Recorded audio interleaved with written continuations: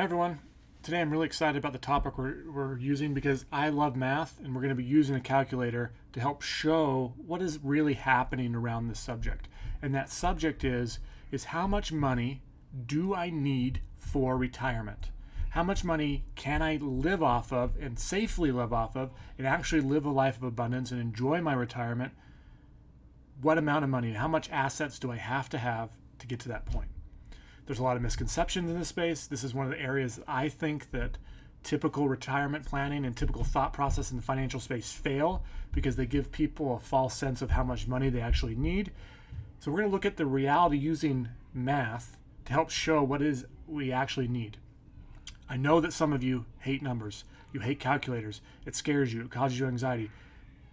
Come on this journey with me. Don't put your head in the sand. Look at the numbers. Look at how it looks. And see for yourself what is reality.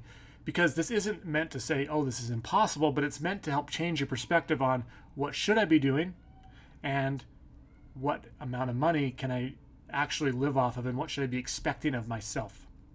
Okay? The calculators are going to be coming from truthconcepts.com. If you want to do the same calculator, which is called the Future Requirements Calculator, you can go to truthconcepts.com. You can download the software for free, 30-day trial, and run this calculator on your actual life to see, am I on the right path? Are my expectations too high? Or am I right where I need to be? Let's dive in. So in this scenario, we're going to be looking at a 35-year-old who has $300,000 of income. They pay 28% of their income in taxes. 35% of their income goes to just fixed expenses, mortgage, car payments, water, gas, etc. And then 27% of it goes to things like entertainment, food, eating out, vacations, experiences, and things like that. So that means 62% of their income is being spent to live life, to live their current lifestyle, which if you look down here is $186,000 of their life is being spent. So if this person wanted to retire today, they'd have to have their assets spitting off $186,000 a year in order to say, I'm retired and I'm walking away, if they were trying to keep up the same lifestyle, which in my opinion, you should be trying to do, because we should be always having a bigger future than the past. In my experience is that too often when people retire, they're having to pull back from this 186 to a very much less, more scarce, less income than they thought they were going to, and they're living in below what they were expecting. And so their future has become a smaller version of their past. We should be looking to create a bigger version of ourselves into the future and ongoingly all the way until the day that we die. So that's what we need. Now let's take a look at what's it going to take for this person to retire. How much money are they going to need? How much money are they going to have to? What are the interest? How much are their assets going to have to produce? Like, what is the interest rate that they're going to have to create on an annual basis? What's the rate of return that they're going to have to get, and so forth. Okay, so let's just start with 55 because 55 is a common. It's not a common retirement age, but for those that want to retire early. If this person's like, look, I'm 35, I make $300,000 a year, I want to retire in 25 years. I've heard that that's possible. What's it going to take to get me there? Let's take a look. So this person's going to retire at age 50. Now we have to include inflation. Inflation is this always silent raising of costs. For example, this is a story that I just in my own personal life. My grandmother purchased her home 40 years ago for about $38,000. She just sold her home about a year ago for just under $500,000. If you put in the math and you look at what was the growth of that, the inflation of that home, it was 4%. So it's typically, you're probably going to be about 3 to 4%. That's where it's likely. We've had high inflation recently. Hopefully that's not sustainable. Hopefully it drops back down to 3, 4%. So let's take a look at the numbers and what happens when that occurs. So what this means is what we're looking at here is today we're spending $186,000 on our lifestyle. But 20 years from now, we're going to spend $407,000 on our lifestyle, which means that we don't have to create an asset that's going to produce 186. We have to produce an asset that's going to produce 407. And so if we're trying to create retirement income or income that we're going to live off of because we're stopping working, we should not be doing it off of today's income. We should be doing it off of how much do I need in the future. Because if you prepared it off of 186, but you've been living off of 407 and then you stop working at age 55 and you have to go down to 186 because that's what your assets can produce, it's going to be a disappointment. You're not going to enjoy life and you're going to want to go back to work. You're not going to want to be retired because you can't do anything. You can't live life the way it's meant to be lived, which is through experiences with family, going and experiencing culture, being healthy, having deep faith. You need income to do those things. And if you're going backwards almost $300,000, probably not going to happen. So let's just take a look, just go through this exercise a bit more. How much are we going to withdraw? Like, how much can we pull off of these assets? The common consensus for most people is it's probably going to range between 3 to 5%, depending on someone's risk tolerance. But I think risk tolerance is stupid because it should be based on the probability that I'm not going to run out of money. Because this 55-year-old has an assets. He or she wants to live off of those for the rest of their life. If they're living until age 90, that's 40 years into the future, 35 years in the future. Like, they don't want to run out of money at age 80 and just only live on Social Security. That's not the purpose of retirement. So they want to have the confidence that they can actually make it to age 90 or age 100. Like, that's the problem, is you don't know when you're going to die. So you have to be conservative with your withdrawal rates from your assets. So most people think it's between 3 to 4%. I'm going to do 4% today, but you can play with the numbers when you download the software for yourself.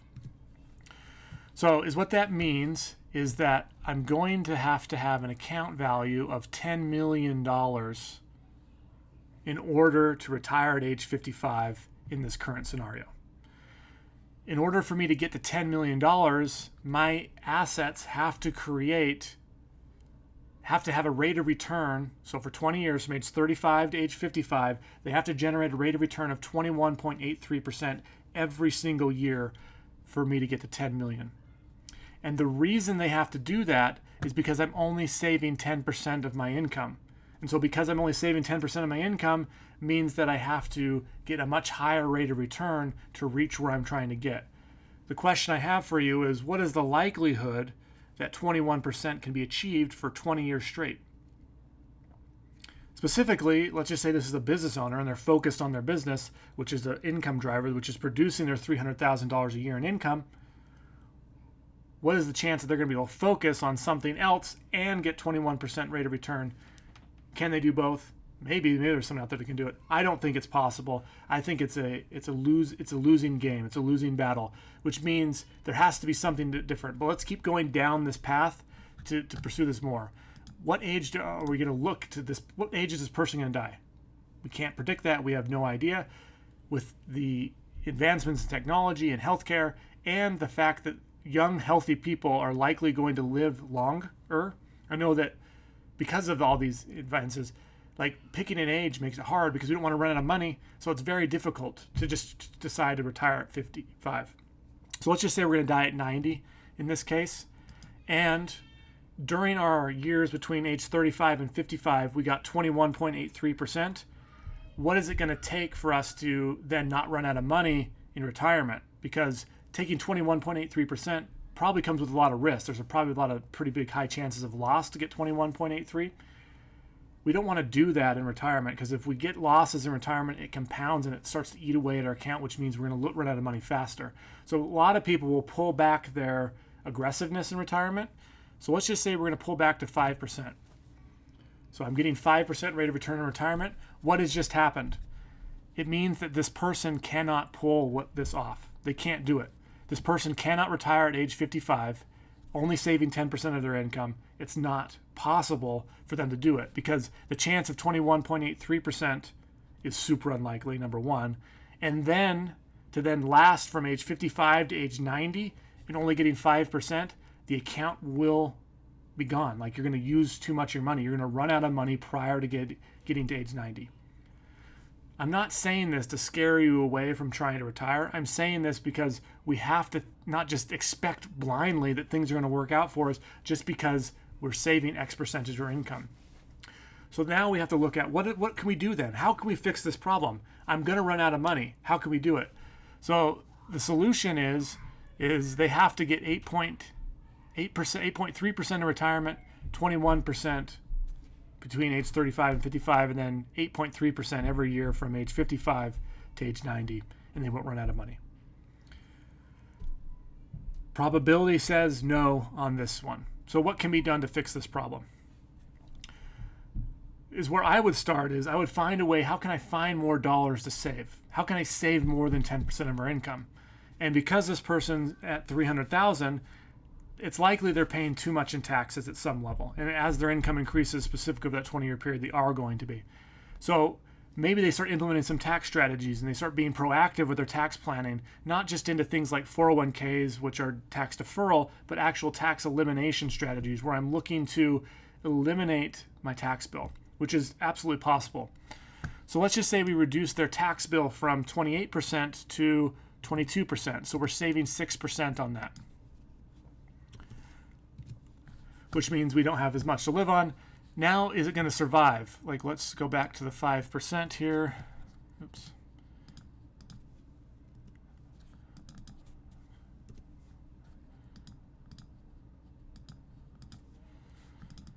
Sorry about that. Okay. In this, the account still doesn't survive. Even with saving now 16% of our income, the account still won't survive.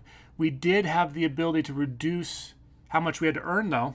So see how prior to this, when we were only saving 10% of our income, we had to earn 21% every single year between age 35 and 55 in order to create the account value enough to sustain the income we needed. So that dropped because we saved more, but we need to make some more changes. So maybe instead of eating out as much, maybe we just eat out once a week, or we eat out every other week. So we just control a little bit of our spending. We're not trying to draw back our lifestyle because that's a slippery slope. I recently reviewed an article on another video, and in that article you had a couple that had amassed $4.3 million of assets, yet they were still living on rice and beans. Like, they didn't change their lifestyle. So they were getting really frustrated because they had this huge asset value, but they were still living exactly the same. Because they had cut back so much, they were afraid to start spending. So I don't want you to attack. I don't think it's wise to attack your lifestyle unless you're being overconsumptive and just absolutely ridiculous with your spending. I don't think it's wise to attack lifestyle. But in this case, we're just going to pull back on our lifestyle just a little bit. So instead of 27% of our expenses, we're going to go to 25. Now we're only going to have to earn 15.8%, and we still are going to run out of money. So we still haven't solved the problem. So another solution potentially is you use automation to save. So as your income increases, you're going to slowly drag behind on your expenses. So the way that we can do that is we use an app like Currents to help control this. So the app like Currents our income will increase by 4%, but the app like Currents will allow us to increase our expenses by 2%. I'm still spending more money on life and enjoying vacation and experiences, but I'm doing it at a slower rate. I'm having some discipline, and the app helps me do that. So if we do that, now we're getting closer. We've just gotten even a little bit closer. Now we only have to earn 11%. We're still not able to last till age 90, but we've gotten closer. So what is the other solution? The answer to this question is this person shouldn't be retiring at age 55 at their current income. So what can happen here is let's look backwards. So let's start looking at what happens when we retire at age 60. Now we only have to earn 7.7% on our money between age 35 and 60. And we're getting a lot closer to actually being able to sustain the account inside of all the way to 90 until you die. So let's go to age 65. Now we've done it. So we decreased the expenses, we saved some taxes, we used an automation. Now we only have to earn 5.3% in our account between age 35 and age 65. And we're going to have enough to last till age 90 at our current and actual, and have it be increasing, so our actual income in the future of 525 will be met. We're not going to have to decrease our lifestyle to do it. I say this because too often people don't realize what they actually need to retire, and they're told things that are incorrect because they're planning for the wrong number. You should be planning for your future inflated income, not for your current income. And then we have to have realistic expectations of how long our money can last. And if we have incorrect expectations about how long our money can last, it gets, it's not worth it. Like, you're going to run out of money. You're going to be in scarcity. You're not going to spend as much. You're not going to live as much. Knowing the math gives you the permission, the responsibility to actually spend your wealth and keep focusing on just living life and enjoying it. Like, that's what this does. And that's why I think it's so powerful to actually look at the math and have a calculator up so we can evaluate this. The last thing I want to say about this is I think the notion of retirement is ridiculous. Should a construction worker probably think about retiring? Potentially, yes. I think things that are hard on your body, things that suck. Like, I used to work at UPS. I hated working at UPS. It was a dungy, dark, hard, annoying environment to work in. If I was going to work at UPS, I would definitely want to retire. But what I'm proposing to people is don't just retire and stop working. People are always like 100% working to 0% working. Like, find a way to bring more value, or just keep working in other ways. Be a consultant, get a new skill, start an online store, be productive, solve bigger problems the world has. Retirement causes people just like stop. They stop working, they stop progressing, they stop solving problems, and it turns into just, I consume. To me, that's not an enjoyable life. I would rather be a producer. I produce more than I consume. I still consume, I still enjoy life, but I create a life that I want to live. I create a life that's worth living. I do business and I have income from my assets. I stopped working at UPS, but now I started a nonprofit, or I started another business, or I learned a skill so I could keep making some money on the side so that my income stays steady and I have my assets producing and I'm focusing on just helping the world be a better place. To me, that's the way to go about it. I hope this exercise was valuable for you, that it wasn't too boring, that you saw the story behind the numbers, because the numbers tell a story and it can become impactful. I appreciate your time today. I appreciate the fact that I've been able to dispel this knowledge. If you have questions, if you want information on, like, are you going to get there? Can you run my numbers? I'd be happy to do that for anyone that reaches out. I'll have my calendar link in the comments so you can do that. But until next time, I appreciate you, and live the big life that you're meant to live.